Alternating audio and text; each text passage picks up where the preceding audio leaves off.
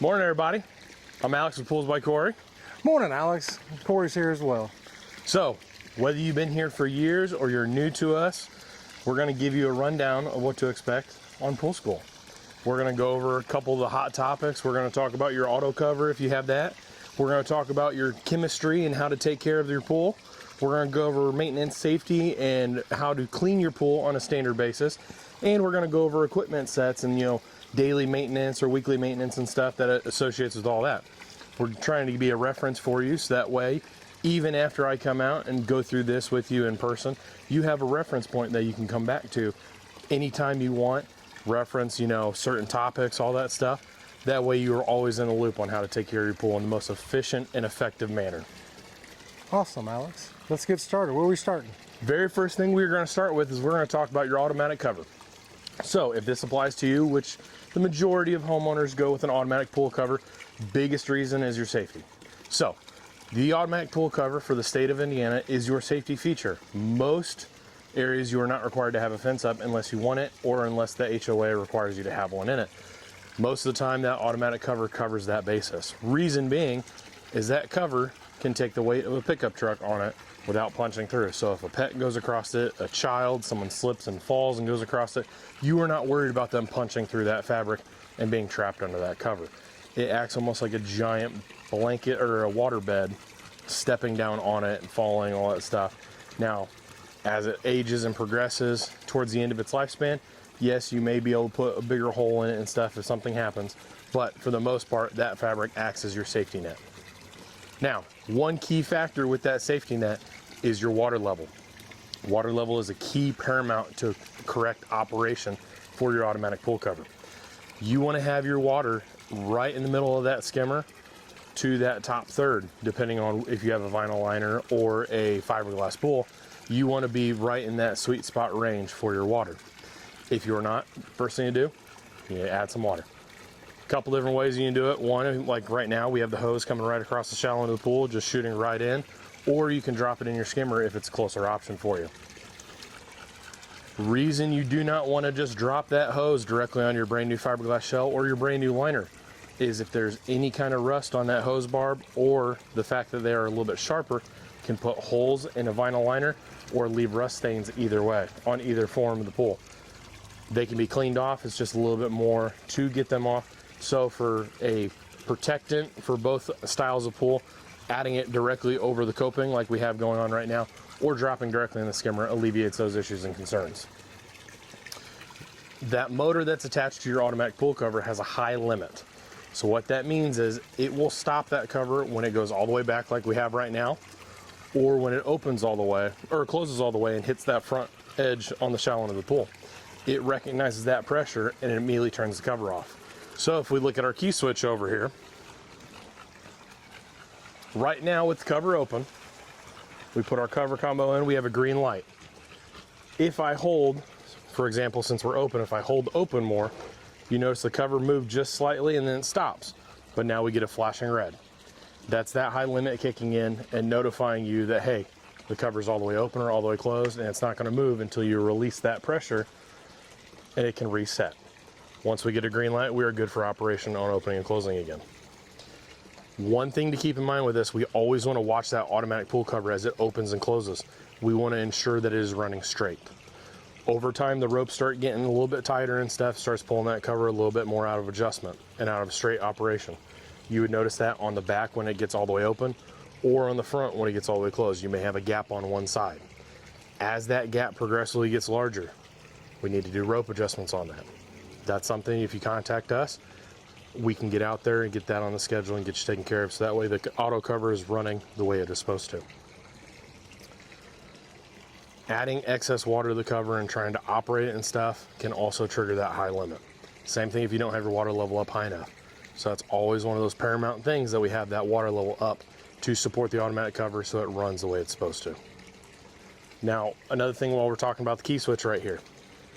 Right from the factory, your code is 1, 2, 3, 4, check. Green light.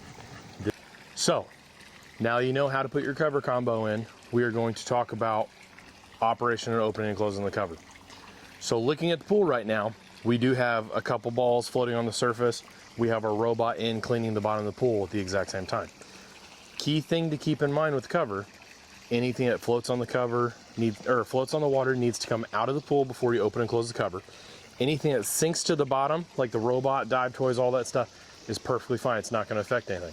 Why do we really want to focus on that, Corey, when we're opening and closing the cover? Well, anything that's on the bottom, the cover ain't gonna have no issues with.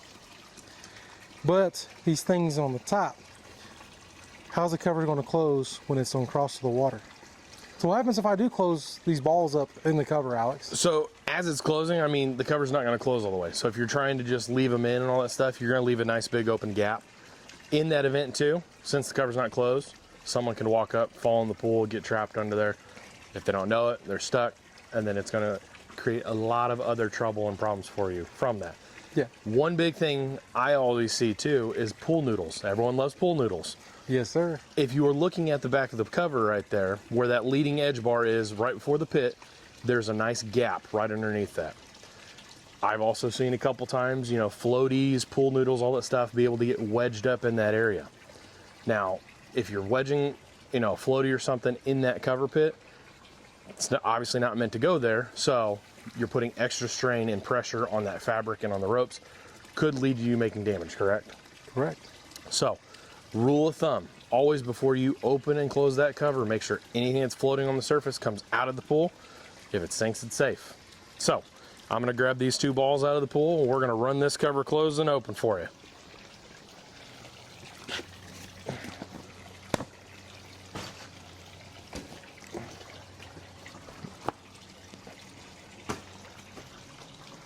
So, talking about the robot real quick. So, robots are safe for operating and closing the cover, even though you have a cord right here. When the cover comes to the shallow end wall and meets it, there are two gaps on both corners up front where the sliders are. It is a big enough gap that this cord can sit in that channel and still operate and not get pinched off. So you just want to always make sure that your cord is in this corner when you shut that cover.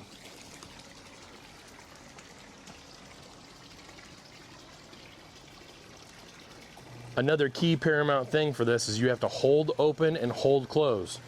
You are also doing this to watch that cover fabric to make sure you're operating in a straight range. Now, big thing we're also talking about right here, we have this garden hose running. So if this hose is running and putting water in the pool, you always want to make sure you turn it off, because if you close this cover with that water hose running, you're going to run water directly onto that pool cover. So if you watch what I do right here, I'm going to show you what happens. Now we have water going on our cover rather than back in our pool. So we always want to make sure our hoses, all that stuff are down in that corner if you are doing this. Now, granted, this would be a time that putting the hose in your skimmer would be a much better option. But for demonstration purposes, you can see this corner right here where it is safe to operate your hose or your cable when you close the cover.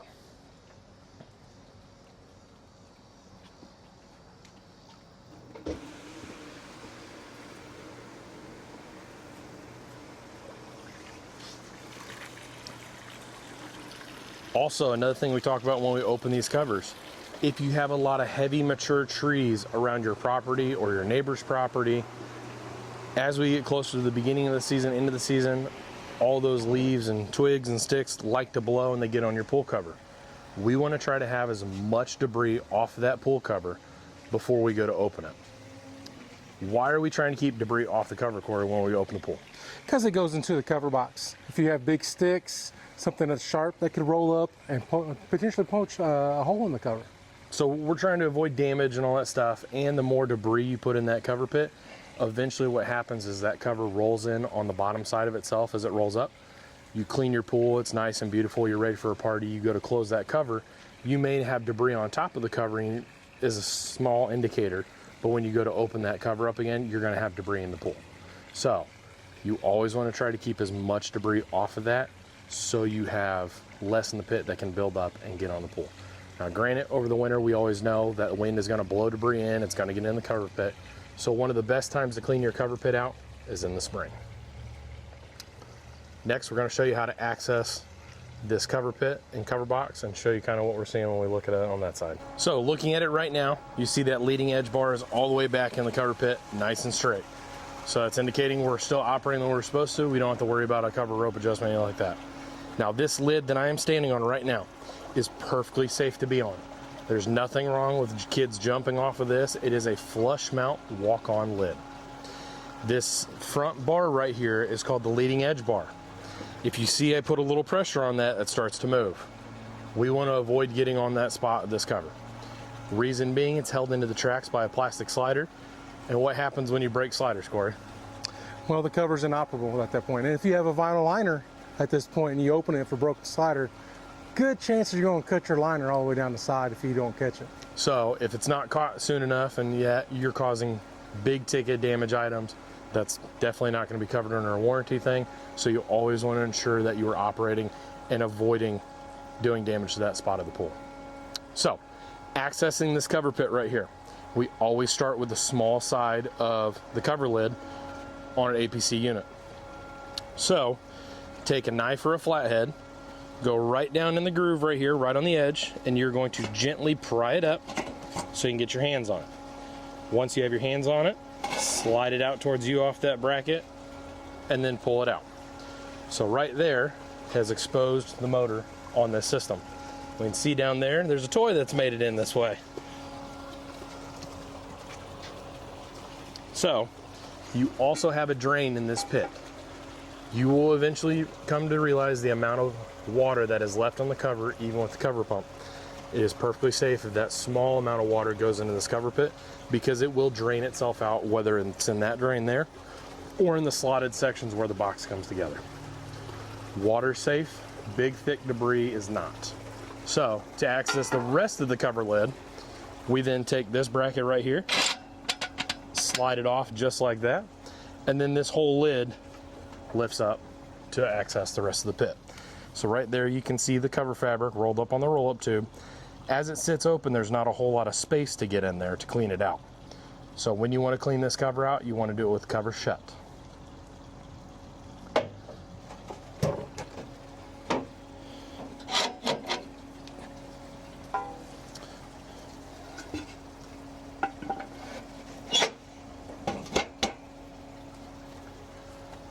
Now, cleaning your cover pit out, you can do it a couple different ways. By hand is the most effective way, because you are scooping all the debris out of the cover. You can use a leaf blower to blow it to one side, scoop it out a little bit easier. Some homeowners, if they're cleaning the fabric, they use a pressure washer to blow it to one side. You can do it a couple different ways, but the name of the game is to get as much debris out of that pit, so that way you're not dumping it back in the pool and the cover rolls up. Cleaning the cover. This cover fabric can be cleaned with a pressure washer. So when we're using the pressure washer, we're using that to rinse off all the heavy debris and stuff that's on the cover. You can also use a smooth bristle brush, a little bit softer, kind of like your push broom and stuff, or even your pool brush. And you also could use some cover cleaner and things like that too. Right. So if you're using cover cleaner though, you just want to make sure you heavily rinse that cover down. That way all the suds and soap and debris and stuff is off that fabric. Yep. And usually cover cleaner is all biodegradable and safe everywhere. So worst case scenario, if you do get a little bit in when you roll the cover up, it's just going to put a little bit of bubble in the pool, but it's all going to dissipate away and go away. So you don't have to worry about doing some heavy commercial cleaner and then the whole pool turns funky colors and all that stuff. No. Biodegradable, you'll be in good shape. So we finished using the pool for the day. You're getting ready to wrap up. You've closed the cover. There's only one more thing you need to do. That is put your cover pump on your cover. This cover pump should live on that cover. Why do we do that, Corey? Because if it rains tonight, it's got all the water off already. Exactly. So, and once you get a lot of water on the pool cover, it could damage the cover and void the warranty. That is not a warranty issue if there's too much water damaged from, damaged water on the cover. 100%. It also can cause a drowning risk factor.